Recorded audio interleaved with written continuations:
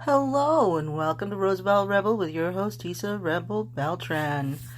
And I did not make it to record a second podcast last week, so I'm releasing this today on Sunday. Didn't I release it on Sunday last week? Do I recall? I do not recall, but probably did.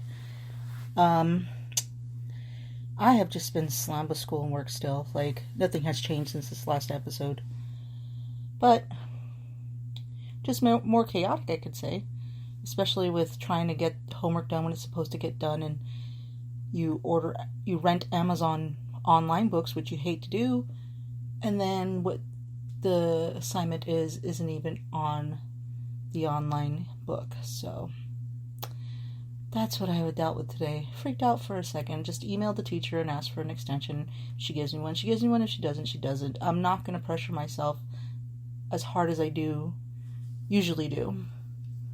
Most people don't know how hard I pressure myself because I don't talk about it.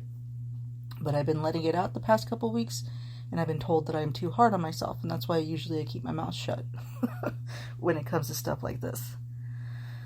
But I am really okay. Whatever happens, happens. I'm not gonna stress and get myself, I already have enough shit on my plate, to make myself even more stressed out. My mental health comes first, and making time for it is something that's really hard to do, but it comes first. And I've been painting at least on Saturday or Sunday every week for the past 3 weeks. I think it's been 3 weeks, so that is good. I did paint Saturday this week, so those paintings are up on my regular Instagram, OG_TR Beltran. So you can find those there. And just with work-related stuff, it's just been really hard. Like, I feel being in this pandemic has made things seem important, but then also not important, I don't know how to explain it. There's certain things in my life that are important, but there's some things that aren't. And the things that I used to hold very high in my life are not that anymore. And I don't know if that's a good thing or a bad thing, but as long as that I'm happy and I'm not hurting anybody, then that's all that there is. That's always, like I said, my rule of thumb is not to hurt anybody, and to leave a person the way that they are, better than they are, or just the way they are. Usually it's like at least 1% better. With work, it's just stressful, but I don't want to talk about that. I don't want to talk about me. I want to talk about the L word. So, this week on the L word. Okay, so in 2004, when this was released, my friends and I got together every week. Big gaggle of gays got together every week, and we watched it at my house and my ex's house, or we would go to another friend's house. It was usually at my house because we had the bigger house, and we watched the L word. And I even did the chart, like, because some of the things are true about the lesbian community, definitely.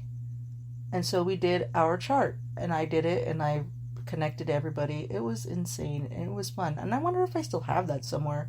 I think I might have posted it on MySpace, and somebody was like, you need to take that down. And I was like, why? But MySpace is no longer, it's only for musicians now. So this week I feel like my voice is different. Probably because, I don't know. But, yeah, so we would watch the L word every week. And so basically, we've grown up with the L word, my friends and I, my group, because we started watching it in 2004, and now here we are again with the new reboot, and we are the age of Shane and Alice and all of them. Isn't that insane? That's something that is mind-blowing, because I didn't even really think about it until I was listening to the podcast that Leisha and Kate have. They have the podcast called Pants Podcast, And I have to say, if I knew these women, we would be best friends. Seriously. They like all the same music that I do. Every memory that they have of history is the same as mine.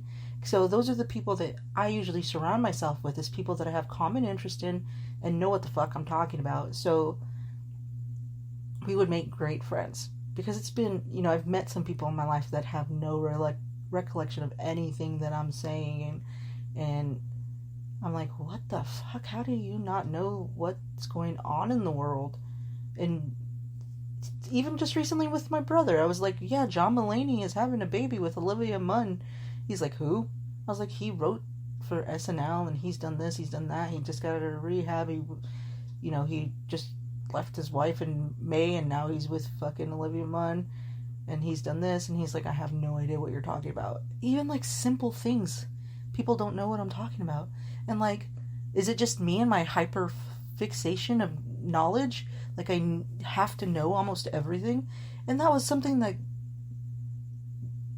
made me crazy as a kid, because I would know all this information and I would be spouting it out, and people are like, you're lying. I'm like, no, I read it in the newspaper. No, I read it this. And they're like, what the fuck? And they would never believe me. So anyways, I don't even know how I went on that tangent, but the L word. So we did fucking the L word. We did the chart, and it's crazy. But here we are. Oh, that's how I got on that tangent, was because we're all talk about the same things. Jesus Christ.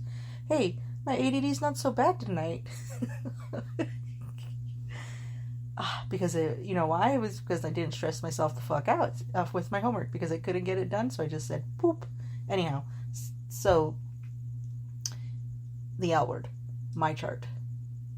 They yeah. So growing up with them, like, we've grown up with them the past almost 20 years. We've grown up with these actresses, and Leisha Haley is pretty much the same character as Alice, and fucking Kate Manning is kinda, but not really. I don't feel that she's pretty much, the woman hoe that she is on the show. But so today I started rewatching the episodes. I tried a couple of years ago, rewatching the first season with my friend, and we couldn't get through it. We were just like over it. So now that the new season has started, this is season 2 of the new reboot, I decided tonight that, hey, my teacher hasn't fucking emailed me back, so I am going to restart the L word. So a few takeaways that I got from the first episode are bush confidence. Do you remember that?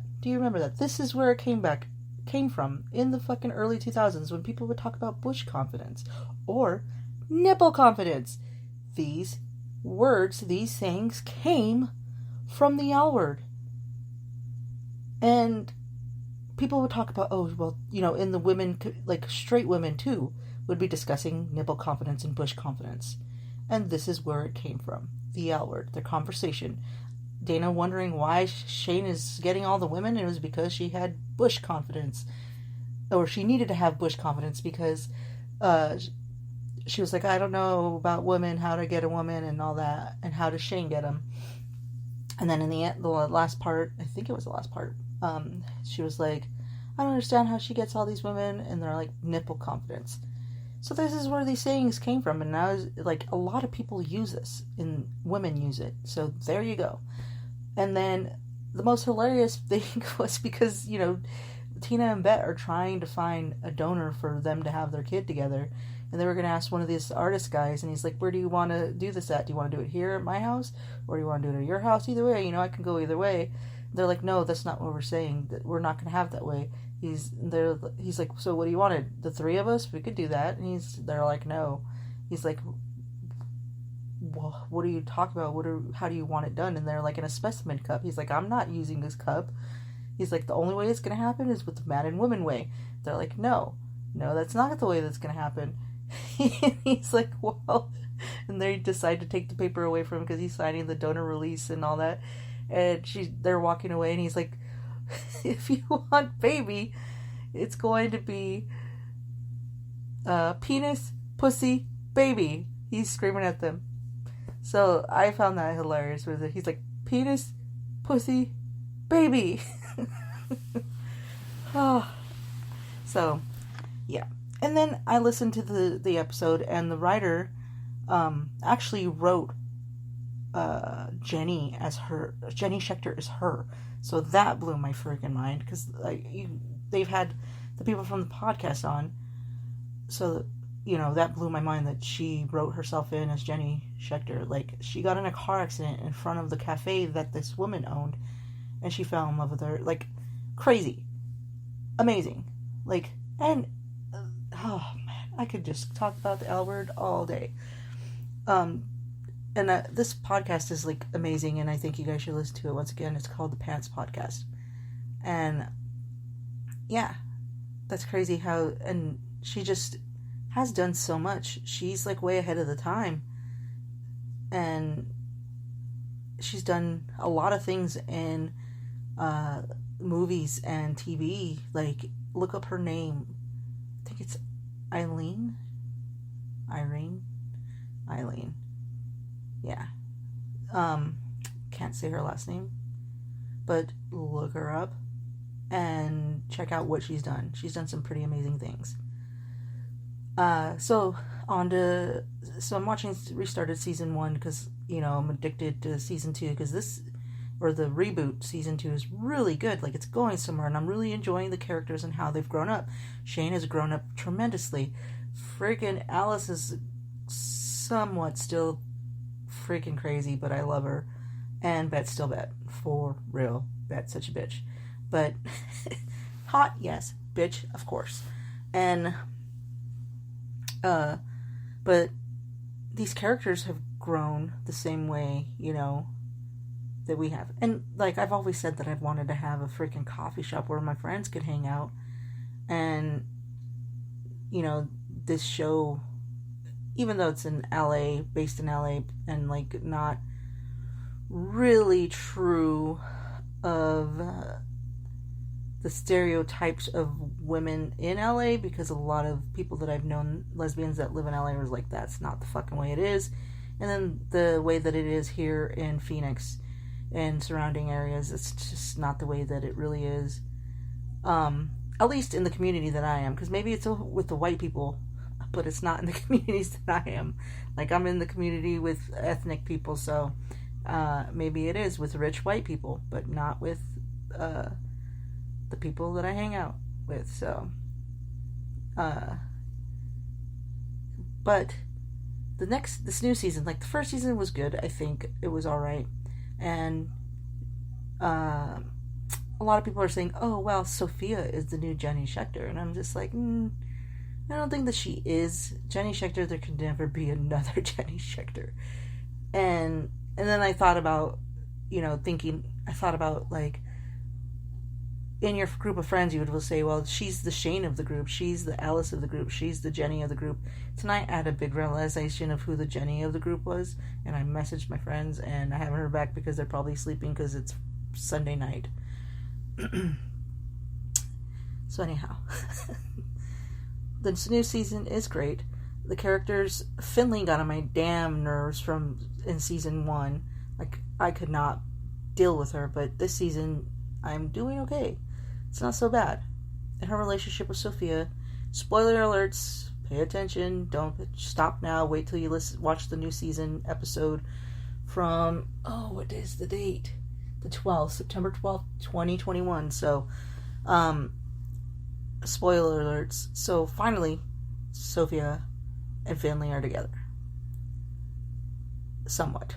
I'm still not feeling like they're gonna last, because I feel like Sophia still doesn't know what the fuck she wants, because she just fucking left what's her shit, And it's moving on pretty quickly. Yes, she's in love. Yes, it's her best friend, because me and my friend had this conversation earlier on Facebook. She's like, but they're best friends and blah blah blah. I'm like, yes, I understand that, but she's already left her fucking once high and dry when she was waiting for her for dinner and went and fucked her fucking ex. So yeah, even though the ex is probably already moving on with fucking what's her shit, Gigi, Ay, ay, ay. I